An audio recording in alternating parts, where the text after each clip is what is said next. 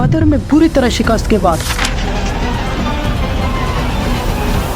अब मक्का वालों ने ये डिसाइड कर लिया था कि अब वो मुसलमानों को किसी न किसी तरीके से ख़त्म करके ही छोड़ेंगे। इसलिए उन्होंने अबू सुफियान की सरबराही में 3000 का लश्कर तैयार किया।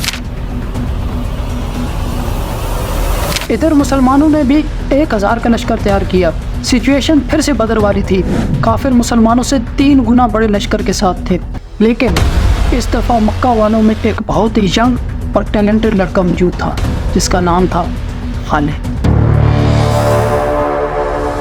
आप सल्लल्लाहु अलैहि वसल्लम की ये राय थी कि मदीना के अंदर रह कर लड़ा जाए, लेकिन बहुत सारे सहाबा की ये राय थी कि मदीना से निकलकर किसी मैदान में लड़ा जाए। इसलिए आप सल्लल्लाहु अलैहि वसल्लम ने अपनी राय को छोड़कर सहाबा की राय मानी और 1000 का लश्कर लेकर मदीना से रवाना हुए। मक्का वालों के पास हर चीज़ थी, घोड़े, तलवारें, ज़िर्रा, ढालें, हर चीज़ उनके पास मौजूद थी। इधर मुसलमानों के पास सिर्फ 100 ज़िर्रा और 50 घोड़े थे। मुसलमान मदीना से निकलकर मैदान में पहुँच गए और आप सल्लल्लाहु अलैहि वसल्लम ने इस लश्कर को 3 हिस्सों में डिवाइड किया। मुहाजिरीन, औस और खजरज। मक्का वालों की 3000 की फौज ओद पहाड़ के पास आकर रुकी और मुसलमानों का इंतजार करने लगी। इस फौज को मक्का का नया सरदार अबू सुफियान लीड कर रहा था। राइट साइड पे अबू सुफियान का बेटा अकरमा लीड कर रहा था और लेफ्ट साइड पे खालिद लीड कर रहा था। जब मुसलमान 1000 का लश्कर लेकर ओहद पहुंचे तो वहीं पे मदीना का सबसे बड़ा मुनाफिक अब्दुल्ला इब्न उबई ने कहा कि ये तो सरासर खुदकुशी है और जंग करने से इनकार कर दिया और अपने 300 साथियों को लेकर वापस चला गया। अब मुसलमान सिर्फ 700 रह गए थे और मक्का वाले 3000 लश्कर के साथ थे। आप सल्लल्लाहु अलैहि वसल्लम ने 50 तीरंदाजों को इस पहाड़ी के ऊपर भेज दिया और हुक्म दिया, चाहे जंग जीत जाए चाहे हार जाए, ये पहाड़ी से कभी नहीं हिलेंगे। ये इसलिए था ताकि मक्का वाले पीछे से आकर हमला ना कर सके। अब जंग से पहले मक्का के 3 सरदार सामने आए जिनको 3 सहाबा ने इजीली ख़त्म कर दिया। इसके बाद शुरू हुई असल जंग। मुसलमानों ने हमला किया। काफिर 3000 लश्कर के साथ थे, लेकिन मुसलमानों ने उनको तहस नहस करके रख दिया और काफिर जंग से भागने पर मजबूर हो गए और मुसलमानों को जंग में फतह हासिल हुई। लेकिन मुसलमान वाले गनीमत इकट्ठा करने लगे। अब जो पहाड़ी पे मुसलमान थे वो भी इस चीज़ को देखते हुए उनमें से कुछ नीचे उतर आए और उन्होंने भी माले गनीमत इकट्ठा करना शुरू कर दिया।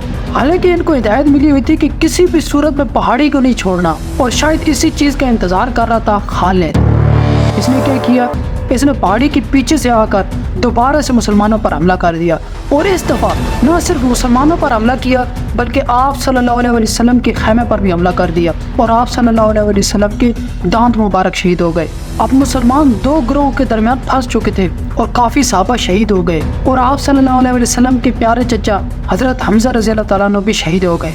इसी दौरान क्या होता है कि काफिर ये अफवाह फैला देते हैं कि हमने रसूलुल्लाह सल्लल्लाहु अलैहि वसल्लम को नाउज़ुबिल्लाह शहीद कर दिया है। हालांकि असल में क्या होता है कि मुसअब बिन उमैर रज़ियल्लाहु ताला अन्हु जो कि आप सल्लल्लाहु अलैहि वसल्लम के हमशक्ल सहाबी थे वो शहीद होते हैं। मुसलमान आप सल्लल्लाहु अलैहि वसल्लम को लेकर पहाड़ के ऊपर चढ़ जाते हैं और बाकी मुसलमान भी पहाड़ी के ऊपर चढ़ जाते हैं। अब काफिर चूंकि घोड़ों पर थे और घोड़े पहाड़ पर नहीं चढ़ सकते, इसलिए काफिरों ने जंग छोड़ दी। अबू सुफियान को ये लगा कि शायद उसका मकसद पूरा हो गया है और उसने आप सल्लल्लाहु अलैहि वसल्लम को नाउज़ुबिल्लाह शहीद कर दिया है। इसीलिए वो पहाड़ पर खड़े सहाबा से पूछता है कि क्या हमने आप सल्लल्लाहु अलैहि वसल्लम को शहीद कर दिया है? तो सहाबी कहते हैं कि नहीं, वो तो बिल्कुल जिंदा है और ये जो तुम कह रहे हो वो ये सब सुन रहे हैं। इस बात पर अबू सुफियान को बहुत ही ज़्यादा गुस्सा आता है, लेकिन वो वापस मक्का लौट जाता है। तारीख में बहुत सारे हिस्टोरियन इस जंग को मुसलमानों की शिकस्त कहते हैं, लेकिन कुछ हिस्टोरियन कहते हैं कि अगरचे इसमें मुसलमानों को बहुत ज़्यादा नुकसान हुआ, लेकिन चूंकि काफिरों का मकसद पूरा नहीं हुआ था इसलिए ये जंग शिकस्त नहीं हो सकती। लेकिन इस जंग से मुसलमानों को एक चीज़ सीखने को मिली कि जंग में कभी भी अपने लीडर के हुक्म के खिलाफ नहीं जाना। और फिर बाद में मुसलमानों की कई बड़ी ताकतों से जंगी हुई और फिर कभी मुसलमान अपने लीडर की बात के खिलाफ नहीं गए। अब ये जंग तो ख़त्म हो चुकी थी, लेकिन इस दफ़ा अबू सुफियान ने मुसलमानों को मुकम्मल ख़त्म करने के लिए 10,000 का लश्कर इकट्ठा करना शुरू कर दिया।